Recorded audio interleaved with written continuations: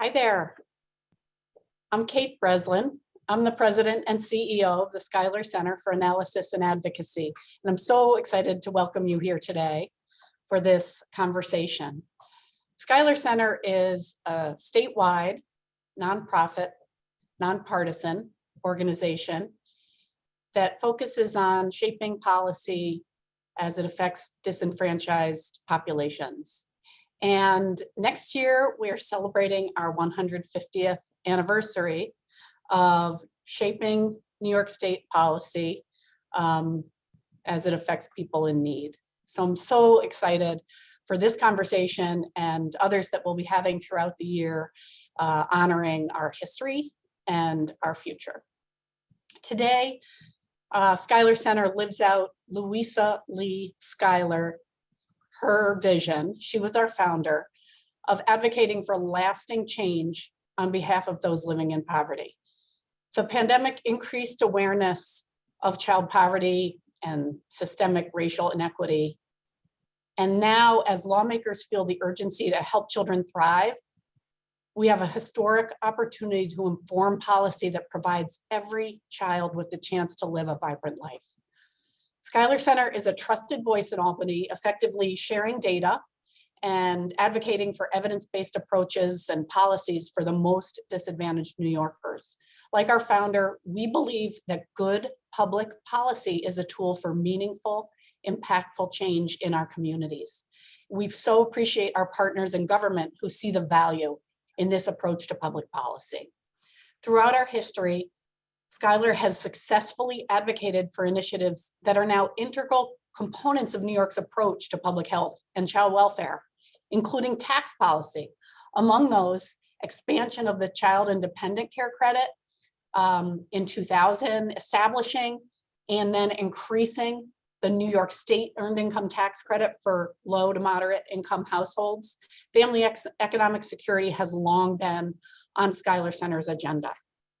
And most recently, we've been very involved in securing passage of the groundbreaking Child Poverty Reduction Act. Just last week, Governor Hochul signed the Child Poverty Reduction Act into law. The law, sponsored by Senator Jessica Ramos and Assemblymember Harry Bronson, passed with bipartisan and near unanimous approval in both houses of the legislature. I think it's rare that we hear bipartisan and near unanimous approval.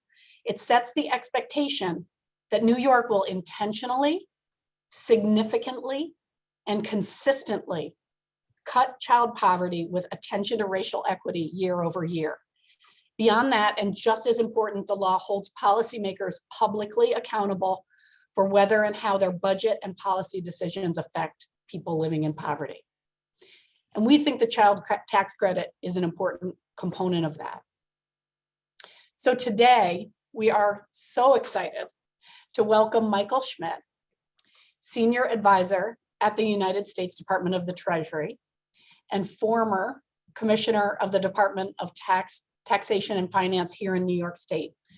Before that, he worked in the executive chamber here in New York State, Deputy Secretary for Economic Development and Senior Economic Advisor to the Governor. And before that, he was an economic advisor on Hillary Clinton's 2016 campaign. He is a proud and native New Yorker and a new dad. So we're so excited to have you here today and excited to hear about your current work in DC on the child tax credit and maybe probe a little on some of your past experiences when you were commissioner here. So welcome. And I think we'll start with asking you to talk about the American Rescue Plan Act's massive and historic improvements to the federal child tax credit. You know, your perspective on it and the core components of the expanded child tax credit. Absolutely, Kate. Thank you so much. It's so great to be here with you, and thank you for the work you do and the work that the Schuyler Center does for low-income families in New York. It's really great to be with you today and to be back with some friendly faces from home in New York. You know, I took this job in DC. I truly loved my job at the commissioner, as the commissioner of the Department of Tax and Finance. I mean, such a amazing group of people, does such important work. I loved every moment of it. I took this job at the Treasury Department of DC because I wanted to work specifically on this program, on the child tax credit program, because I truly believe it is one of the most important and transformational programs that we've seen enacted in our country in a long, long time. And, just as a framing device, there are programs in our family that we associate with, helping middle-class families. There are programs in our family that we associate with, or in our country that we associate with cutting poverty. This is one that does both. This is one that, in terms of its scale and significance, you can think of it, in the same conversation as you can think of it as Social Security. And for me, it's really like a stake that we put in the ground as a country that said, we're going to take care of our kids, and we're going to take care of our families. To understand the kind of scale and the importance, it's helpful to get into some of the technical details. So the child tax credit has been a part of our tax system for a long time, for a few decades, and it's a mechanism whereby families' tax liabilities have decreased because they have children and because they claim their children. What the American Rescue Plan did was, number one, it just expanded the credit. So now it's much, much larger. It went from $2,000 to $3,000 for kids ages 6 to 17, and $3,600 for kids under 6. So if you think about a family with 3 kids, some young, some older, you're talking about up to $10,000+ in relief. The second thing it did, which is equally important, is that it got rid of a structure in the old law that said if you were a low-income family, you weren't eligible for the full credit amount. It said, the minimum wage family, working 2 jobs, you should benefit from the same relief, from the same support. Your kids need that support just as much as the middle-class family making $100,000, right? And so it got rid of what, technical tax term is called the phase-in, and basically said that all families are going to benefit from this. All kids are going to benefit from this in the same way. And that is just hugely consequential from an anti-poverty perspective. Treasury's Office of Tax Analysis estimates that there are 20 families with 27 million kids who previously weren't receiving the full credit, who will now receive the full expanded credit as a result of that provision. So again, just like hugely consequential in terms of the ability to have an impact on as many families as possible. And then the third thing it did, so it expanded the credit, it made it available for lower income families. And then it said, well, we also recognize that, typically, yes, tax credits are awarded when people file their taxes at the end of the year. But for a lot of families, the cost of living, the unexpected expenses, the day-to-day grind, it doesn't wait for when you file your taxes at the end of the year. And so instead of requiring families to wait to file their taxes at the end of the year, it says we're going to make advanced payments of that credit amount in monthly installments. So again, you get back to that concept, like a program like Social Security, it becomes something that families can rely on. And the IRS and the U.S. Treasury Department, this administration, has been working really, really hard to make this program work, and to make this program work for as many families as possible. The bill was enacted the American Rescue Plan was enacted in mid-March, and by July 15th, the Treasury Department was making payments to the families of more than 60 million kids, $15 billion in payments, and those payments have gone out on a monthly basis since then, every month. And it's on the 15th of every month, which is another important thing. So it becomes something that families can expect, families can budget around. So we were already seeing that it's had a dramatic impact on families, and we're obviously fighting to extend it as part of the president's Build Back Better agenda. We really want to make sure that this program is available to support as many families as possible going forward. And so when you talk about extending it, so I think what I understand is at present, if we don't see Build Back Better passed, and if it doesn't include an extension, then families will receive their last monthly payment next week. And that families have been using this money to pay for, it's, we've been looking at some of the data from the census that 88% spent their payments on their most basic needs: food, clothing, rent, mortgage, utility bills. So is that accurate, that if we don't see Build Back Better passed or some extension, that families will lose this benefit after this month? Yeah, that's right. That's right. There are families of 61 million kids who are receiving payments right now. They will receive a payment on December 15th. Absent a legislative extension, those monthly payments will stop. And so that is a really core important part of what we're all hoping to see achieved with the Build Back Better Act that's working its way through Congress. And Kate, just to piggyback on what you said, I mean, the census data is incredible in terms of what it shows. Families using this money for core essentials, but also the impact. I mean, after the first month of payments, food insecurity for low-income families, this is families reporting that they didn't have enough money to feed their kids. Food insecurity went down by more than 40% for low-income families. So if you think about, the kid going to school hungry, you think about those families, that are just trying to give children a basic quality of life. I mean, this program is about providing that little measure of support that families really do deserve, raising kids in this country. And so again, it's just so important that we're able to extend it. Yeah, and for those who are listening, the census poll, it's called the Pulse data. The Pulse data. Yeah, they do interviews with families. I highly recommend taking a look at that because you get a sense of the impact. And I know there have been some analyses out there. I think our colleagues at Columbia University in New York State have done some analyses of the impacts. So I recommend folks look there.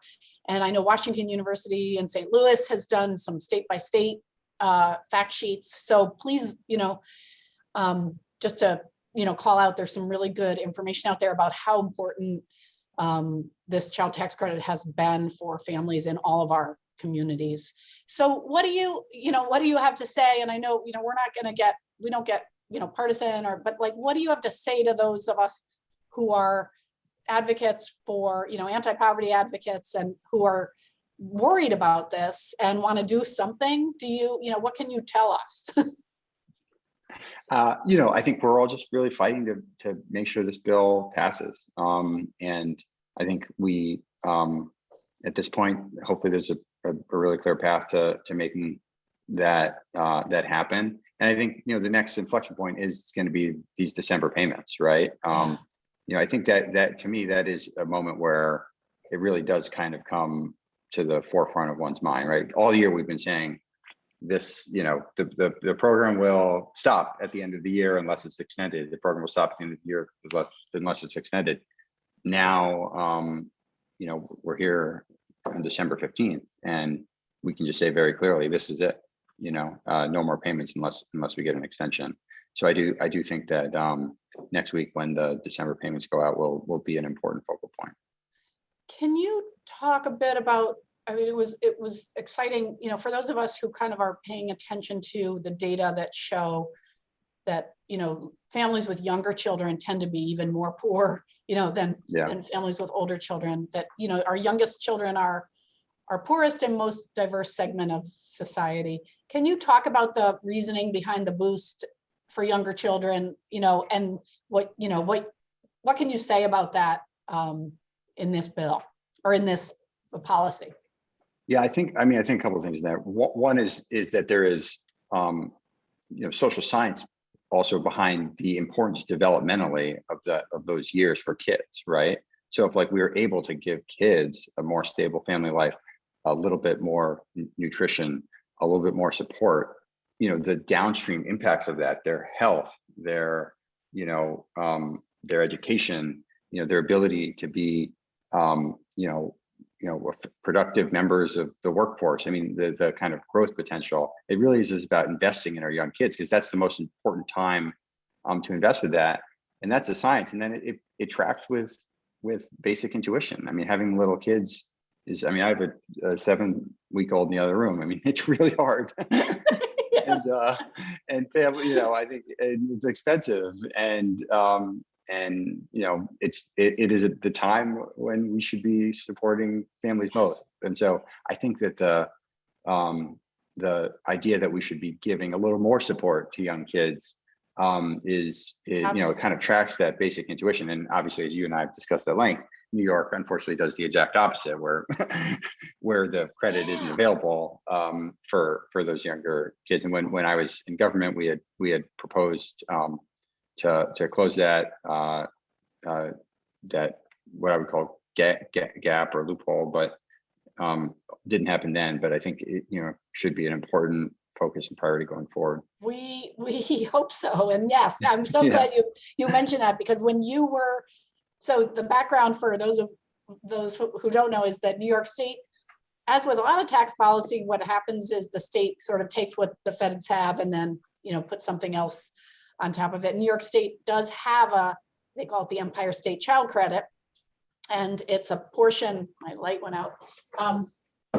It's a portion of the federal credit, but New York's excludes children under 4, and just entirely excludes children under 4 at exactly that moment, as Michael just said, that where children are so developmentally, everything is happening at a breakneck pace, and the stress of financial stress and the stress of families can have such a big impact. So we've been advocating for quite a while that New York should fill in that gap and include children under 4 in its child tax credit. It did. It was shortly before COVID, and it did begin to happen in the budget during your tenure. And but we're hopeful, especially now with this, the enactment of the Child Poverty Reduction Act in New York State, and this attention to what are some of the best ways we can cut child poverty. And now there's, the data are pretty clear that the child tax credit is one way. So we're hopeful. And if you have any advice for us about, making that case here in New York with our leaders, we're certainly interested.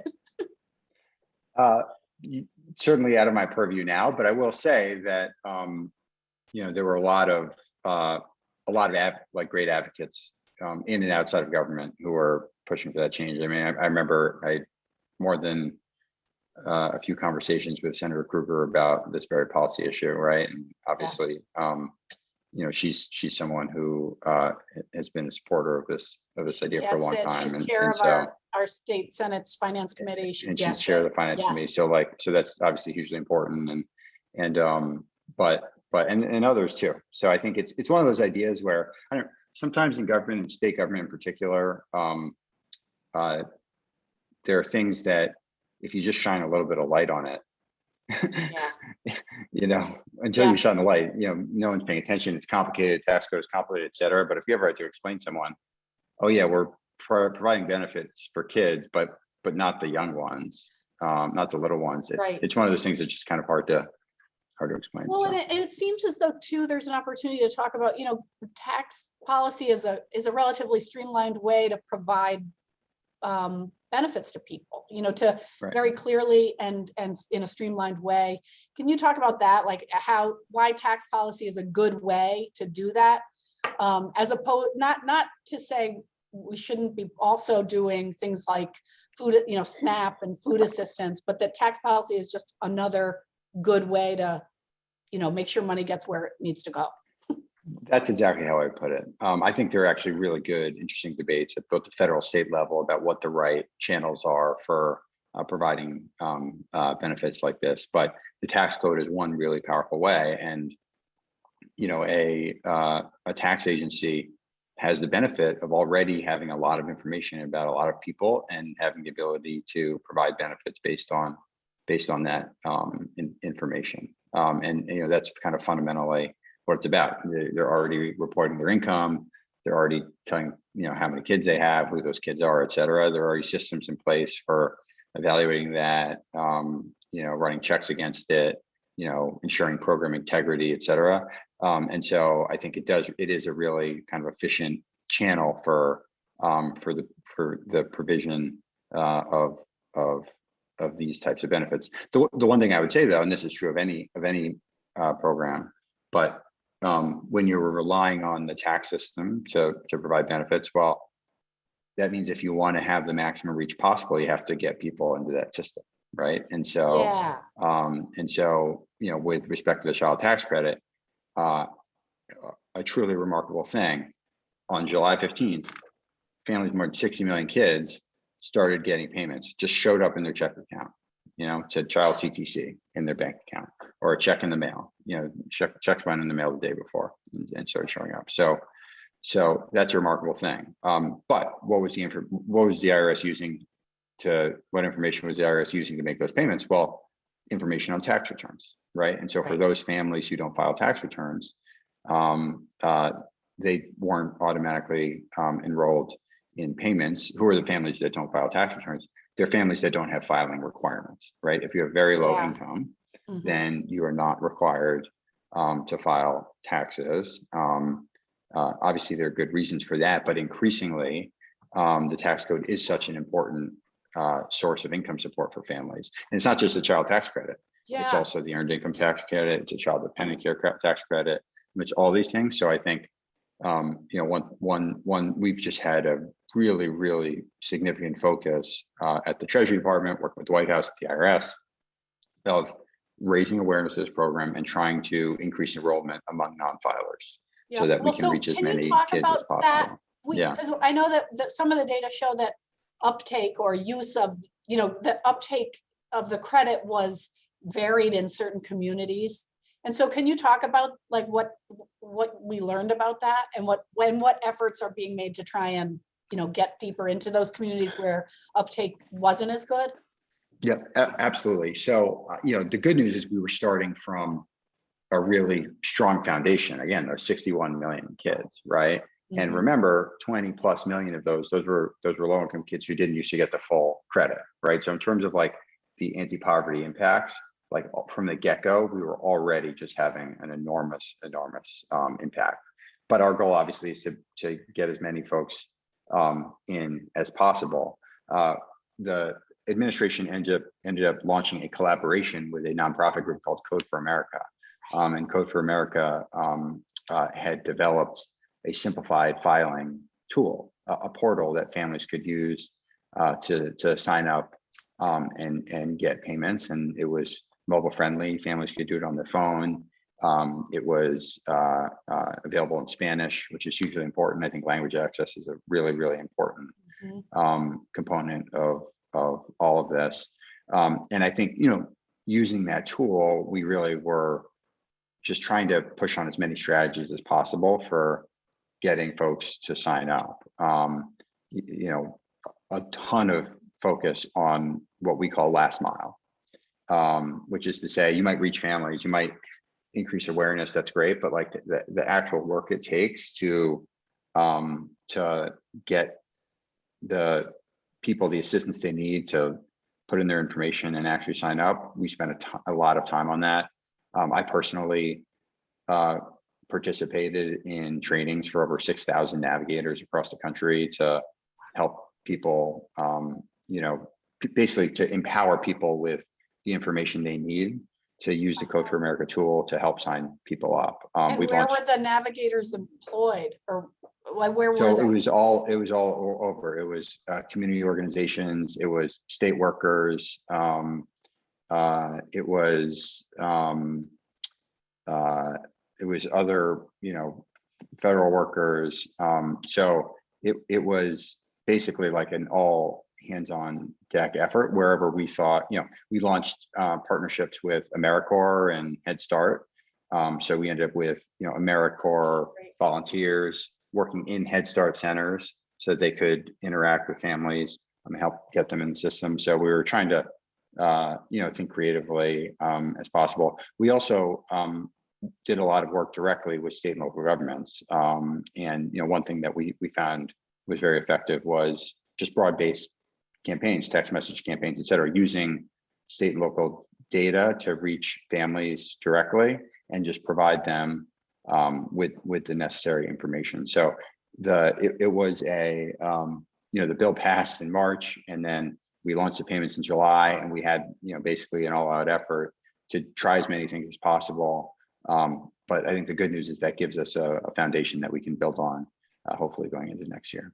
And somebody pinged me while we were talking about this, about the Vita, the Volunteers in Tax Assistance Program, which I don't know if everybody will have heard of. It's a program, where people help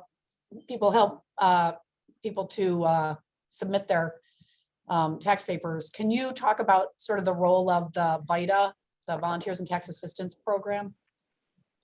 I love this question. I could not agree with this more. I think simplified filing tools are really valuable, but there's just tremendous benefit associated with filing a full tax return. For example, you get your state EITC as an important benefit that that isn't necessarily that is associated with the processes we have in place for filing full tax returns. You get things like the earned income tax credit at the federal level, the child dependent care credit. And right now, the Vita system is our country's system for providing free tax prep assistance. And one of the exciting things about the Build Back Better Act, I like your move. You're turning the lights on move. It's when it gets dark out, my lights go off. So one of the really exciting things about the Build Back Better Act, that passed the House, is there actually are new resources to support efforts in kind of child tax credit, earned income tax credit enrollment, broadly speaking. But Vita is an eligible use for those funds, and so I think hopefully if the legislation passes, there'll be exciting opportunities to not only increase our investments in Vita, but also think creatively about how we can make Vita as strong as possible in helping low-income families file taxes and get all the benefits that come with filing taxes. And so that's mostly federal funding, the Vita is? Yeah, so Vita is a program that is overseen by the IRS. The IRS has $30 million in grants that it provides annually. The people who actually do the tax prep assistance are volunteers. So they're Vita, they're certified through a kind of training program that the IRS puts together. The IRS team that works on this stuff is really great, is really dedicated, really committed. And then there are kind of other similar programs or kind of related programs that the IRS facilitates. One of them is the Facilitated Self-Assistance Program, which instead of having volunteers help individuals file taxes one-on-one, the idea is to have volunteers who are able to teach people how to do their own taxes, facilitated self-assistance. And when we were in New York, we spent a ton of time on what we called our FSA program, facilitated self-assistance, because that's a really powerful thing. It's one thing to give people, to help people do their taxes in year one. It's another thing if you're kind of empowering someone year over year to do their taxes themselves. And particularly, we were in the State Department of Tax and Finance does FSA programs across the state, including in colleges, like community colleges. So basically empowering young people who can then take that information, go help their families, and just amazing. I mean, we would get, and it was all state volunteers. So like department volunteers who were doing the training in the FSA program to kind of teach people how to do it. And we would just hear these amazing stories of people who, saved $1,000 on tax preparation, and so then could go visit their mother in another country who wasn't doing well, and that kind of stuff. It's really powerful. But I think really just highlights overall the fact that like we really do need to do more and to think more creatively about how we're supporting low-income families as they interact with what is unfortunately a complicated tax system. Yeah, yeah, and complicated tax systems, right? Yes, exactly. Yeah. That's I right. mean, I'm so That's glad right. you mentioned earned income tax credit, because that too, there's a federal credit just for folks, Exactly. you know, there, and then there's a state credit, and all of these are super important to kind of pile onto each other. And the child independent care credit, there's a federal and a state. Are there other, I guess this is sort of a wild card question, but are there other tax policies that you think, a lot of us in the advocacy world, we're thinking about child poverty, we think about food assistance, SNAP, we think about programs, and I want to make sure we're also thinking about tax policy. So, of course, that's why we had you on. That's why we have you here. Are there other tax policies that we should be thinking about? And we certainly need to be looking at tax policy in the context of where revenue is coming from as well. But what else should we be thinking about and looking at when it comes to tax? Well, I mean, it's funny when you ask that. I mean, if we've been having this conversation a year ago, there would have been one answer. It would have been the child tax credit, right? I mean, child tax credit would have been the first, second, and third answer, just in terms of the scale and impact, right? Yeah. So and then it got done. And then it got done. I mean, it's like a truly remarkable thing. And so that's, and then, another thing that happened in the American Rescue Plan is expansion of the earned income tax credit for childless adults. And we think childless adults, we think young people, that also includes older people whose kids have aged out of being eligible for the income tax credit. So huge anti-poverty potential in that. Also in the American Rescue Plan, an expansion of the child independent care credit, which helps people, supports people with childcare expenses. So much that's actually happening now. So much of our goals kind of were achieved, and now we're fighting to make sure that we can. That we don't lose them. We don't lose them. Yeah. Yeah. I will say, just because I know, who's on our call today, that one group that was left out of the American Rescue Plan Act was immigrant children who don't have a social security number. And we think, the data from Migration Policy Institute tell us there are about more than 70,000 of those kids in New York State. So that, so we're always pushing to, we're always pushing to make sure that where you were born doesn't, drive your outcomes in the rest of your life. So we're certainly, at least at Schuyler and other places, trying to draw attention to that as well. So, well, it's been so lovely to have you here. We so appreciate your work, and it's been great talking to you. Do you have anything else you need to tell us before we close out? Not really. This has just been such a delightful conversation. I'm so glad you had me. I really appreciate it. And it's, fun to get to be back talking with old friends from New York. I definitely miss it. And we'll be back one day, maybe not. I'm hoping not too like long. next year in person, or Yeah, exactly. But to have the chance to be here and to talk about the child tax credit and the importance of this program for low-income families is really great. And I'm really grateful for the work that you're doing to highlight the issue and to promote its extension. We're on it. And actually right now our policy team is diving into the most recent data about New York's children to create our State of New York's Children data book. We always include a section on economic security. It paints sort of a picture and a picture of how New York children are faring with regard to family economic security, child welfare, health, education, and especially, like with the impacts of the pandemic, we're really trying to dig into that. And then we'll be presenting our findings in January. On January 11th, we used to do it at the Legislative Office Building. This year, we'll be doing it on Zoom. But we think it's an important opportunity to educate our colleagues and our policymakers about what's happening with New York's children. So, so we invite everybody to register for that. And we really appreciate your time with us today, Michael. Okay, well, thanks, Kate. Okay, All bye. right.